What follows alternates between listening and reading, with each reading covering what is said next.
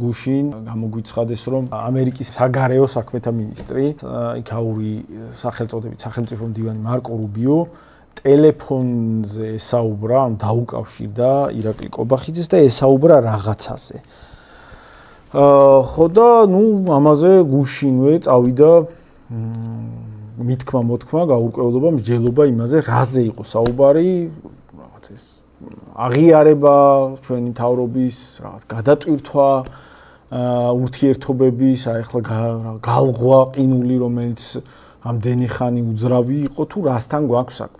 და პირველ რიგში გავითვალისწინოთ, რომ ეს ხდება ირანში მიმდინარე ომის ფონზე. და არა უბრალოდ ირანში მიმდინარე ომის ფონზე, ეს არ არის პირველი დღეები, როცა ძალიან ოპტიმისტურად ჩანს ამერიკის პოზიციები, არამედ ეს არის მეხუთე კვირა, როცა ცოტა ამერიკის მდგომარეობა გაჭედილს გავს, რთული დილემის წინაშე დგას ამერიკა და აშკარად სჭირდება რაღაცა სახიფათო ნაბიჯის გადადგმის ალბათობა მისი მხრიდან. ამ ფონზე საინტერესოა ჩვენი მთავრობა რას აქვეყნებს, აგერ არის მთავრობის Facebook გვერდზე დადებული განცხადება, ვკითხულობთ. ნაყოფიერი სატელეფონო საუბარი გქონდა აშშ-ის სახელმწიფო მდივან მარკო რუბიოსთან ხაზი გაუსვით პარტნიორობის განახლებისა და საქართველოს როგორც სამხრეთ კავკასიაში ძლიერი პარტნიორის როლის გაძლიერების მნიშვნელობას. ვადასტურებთ ჩვენს ერთგულებას საქართველოს აშშ-ის კავშირების განმტკიცებისა და რეგიონული სტაბილურობისა და დაკავშირებადობის ხელშეწყობის მიმართ. საქართველოს პრემიერ-მინისტრი ირაკლი კობახიძე. აი ეს განცხადება ახლა აშკარად არის ძალიან პატარა მშრალი განცხადება. ეგ კი რაღაცა ცხადია, დიპლომატიური, პოზიტიური ტონი, რომ რაღაცა პატივისცემას ვადასტურებ, იქ რაღაც გადატვირთვა გვინა, კარგი ურთიერთობა გვინა, ოღონდ ძალიან პატარა მშრალი განცხადება. ეგ თვალშისაცემი რაც იყო და ასევე ამერიკის სახელმწიფო დეპარტამენტის განცხადებას ვკითხულობთ ამერიკის საელჩოს გვერდზე. შემდეგი შინაარსი. ამერიკის საელჩო წერს: სახელმწიფო მდივან რუბიოს ზარი საქართველოს პრემიერ-მინისტრ კობახიძესთან საუბრის შეჯამება 26 წლის 30 მარტი. ქვემოთ მოცემული განცხადება ეკუთვნის მთავარი პრეს-სპიკერის მოადგილე ტომი ჰიგოც. დღეს სახელმწიფო მდივანი მარკო რუბიო ესაუბრა საქართველოს პრემიერ-მინისტრ ირაკლი კობახიძეს, მათ განიხილეს საერთო ინტერესის საკითხები, მათ შორის უსაფრთხოება კავკასიისა და შავი ზღვის რეგიონში. ანუ აი ყველაზე მოკლე მშრალი განცხადება, რომელშიც ნათქვამია, რომ მათ განიხილეს უსაფრთხოების საკითხები ჩვენს რეგიონში. ამას თან დაერთო ირანის ელჩის განცხადება, მაგრამ შეგვიძლია წავიკითხოთ ირანის ელჩის განცხადება უკვე დღეს. რომელიც აი შემდეგი შინაარსია უბრალოდ ერთად განვიხილოთ. დონალდ ტრამპისა და ამერიკის პოლიტიკის შესახებ ერთ ფაქტს ვერავინ უგულებელყოფს. როდესაც ზოგიერთი ქვეყანა უნებლიეთ ან ნაჩქარევად საკუთარ სივრცესა და ტერიტორიას გარე ავანტურისტებს უთმობს, ამის ფასს ადრე თუ გვიან ქვეყნის შიგნითვე იწვნევს. დღეს ნიშნები აშკარაა, საექსპორტო გზების შეფერხება, კაპიტალის გადინება და საზოგადოების მზარდის ფოთვა, გამომფიტავი ომის შედეგების გამო, აგრეთვე ესკალაციის რისკები, მათ შორის ამერიკის მიერ ბირთვული იარაღის გამოყენების საფრთხე, ეს ყველაფერი პატარა ქვეყნების გადაწყვეტილების მიმღებთა წინაშე დგას. ახლა ომის 31 დღეს თეთრი სახლი იმასაც კი განიხილავს, რომ ამ კონფლიქტის ხარჯების ირანის სამხრეთით მდებარე ქვეყნებს დაეკისროთ. სწორედ ეს არის ის წერტილი, სადაც მოკლევადიანი გადაწყვეტილებები და მცდარი გათვლები გრძელვადიან გამოწვევებად იქცევა. ისინი, ვინც გუშინ დონალდ ტრამპს მხარი აუბეს, დღეს იძულებულნი არიან ამ ნაბიჯების ფასი გადაიხადონ. ეს მიდგომა იმავე პოლიტიკის გაგრძელებაა, რომელსაც ჯო ბაიდენის პერიოდულად მისდევდა, როცა ხსნიდა ახალ ფრონტებს. დღეს კი თვით ნატოს ზოგიერთი მოკავშირე ვაშინგტონთან დისტანციის შენარჩუნების პოლიტიკას ირჩევს. ყურადღება მივაქციოთ ამ ფრაზას. არც ერთი ქვეყანა არ არის დაცული რეგიონული კრიზისის შედეგებისგან. კრიზისი ბევრად უფრო ახლოსაა, ვიდრე ერთი შეხედვით ჩანს.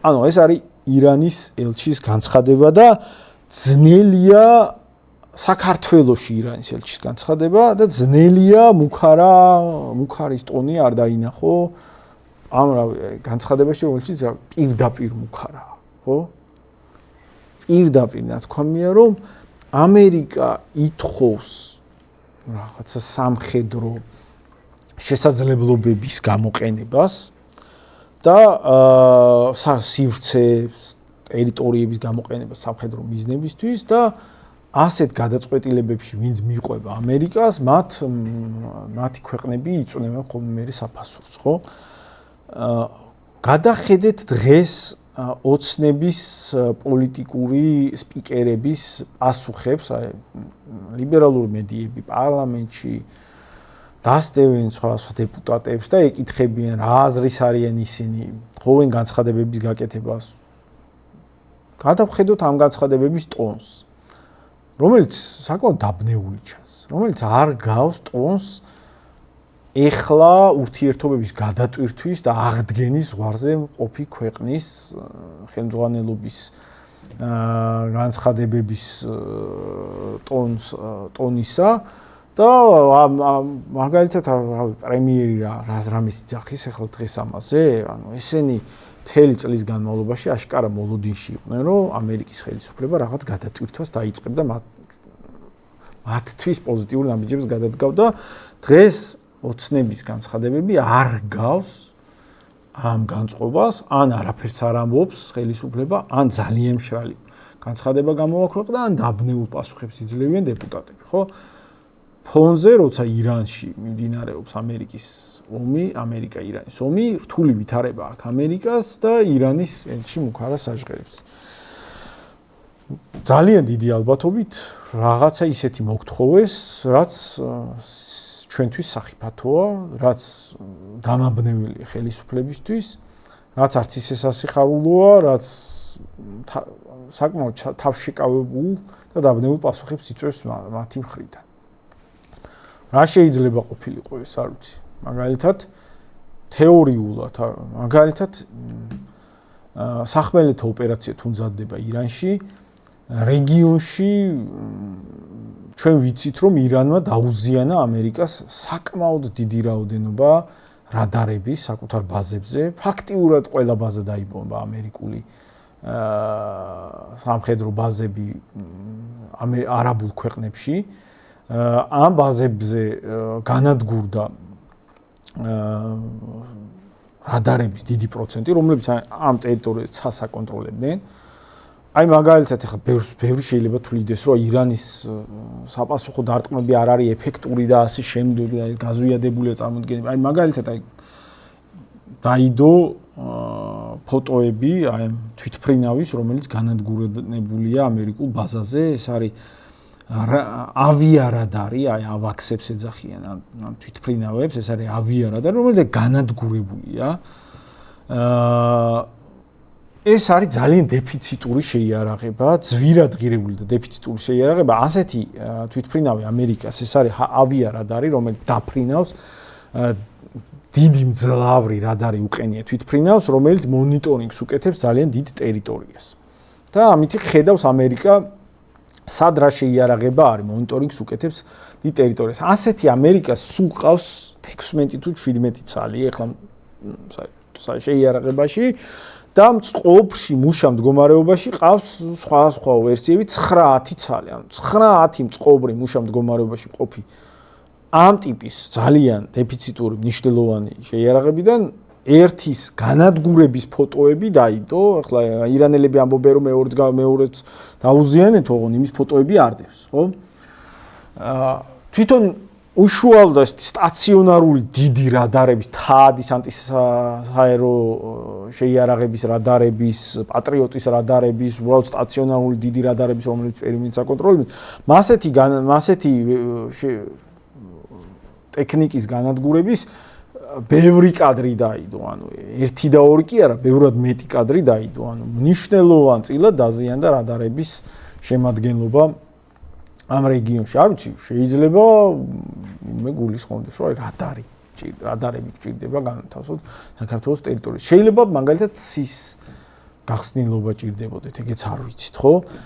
იმიტომ რომ აი მაგალითად ჩვენ ხედავთ რომ ესპანეთმა, საფრანგეთმა, იტალიამ და შვეიცარიამ საკუთარი ცის სამხედრო მიზნებით გამოყენების ბაზე უარი უთხრეს ამერიკულ სამხედრო თვითმფრინავებს, რომლებიც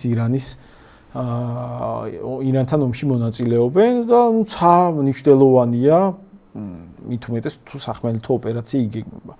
შეიძლება ეს არც იგეგმებოდეს, მაგრამ აი მაგალითად თუ წარმოვიდგენთ რომ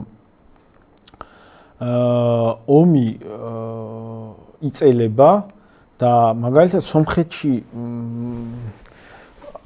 ახლოვდება, აი უახლოესი თვეებში იქნება შიდა არჩევნები და სომხეთში მართლ პარტიას თლად კარგად არ აქვს პრემიერ-მინისტრის ძალას მდგომარეობა, მან შეიძლება იგულისხმებოდეს რომ ჩვენ როგორც ჩრდილოეთიდან სამხრეთის ტრანზიტი, მით უმეტეს თუ სომხეთში პრორუსული ხელისუფლება მოვიდა, ჩრდილოეთიდან სამხრეთის ტრანზიტი პრობლემა ამერიკისთვის და ამის კონტროლის მექანიზმების დაბრუნება სურდეს. ეს არ ვიცით.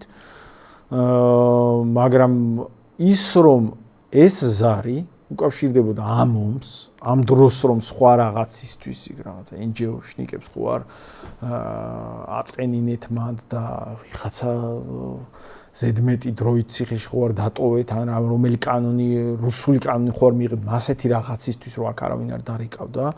ის რომ ზარი უკავშირდებოდა ომს და ის რომ ზარი უკავშირდებოდა შინაას, რომელიც მათ შორის სამხედრო კომპონენტს ატარებს, იმიტომ რომ ირანის ელფ რომ უკარ გააჟღერა, ეგ უდიდესი ალბათობით ეგრეა და აქედან გამომდინარე ჩვენ ვიყოთ ძალიან ფრთხილად, იმიტომ რომ ჩვენ ხედავთ რა მოზდით ქვეყნებს, რომლებსაც რეგიონში ბევრად მეტი წონა აქვთ ამერიკისთვის, ბევრად მეტი მნიშვნელობა აქვთ ამერიკისთვის და რომლებსაც ბევრად ძალიან ძვირფას ახდევინებენ ამერიკის მოკავშირეობისთვის, მით უმეტეს ჩვენ საფრთხე ამ შემთხვევაში არ დაგვემუქრება მხოლოდ ერთი სამხრეთის მიმართულებიდან, ჩვენ ჩრდილოეთიდანაც კიდევ უფრო დიდი საფრთხე შეიძლება დაგვემუქროს თუ ზედმეტად მჭიდრო კოოპერაციაში შევედით ამ კონტექსტში, პირდაპირ ომის კონტექსტში, როცა ქვეყნის ბედი წყდება და სიკვდილსიცოცხლის ბედი წყდება ქვეყნისთვის, ამ კონტექსტში შევედით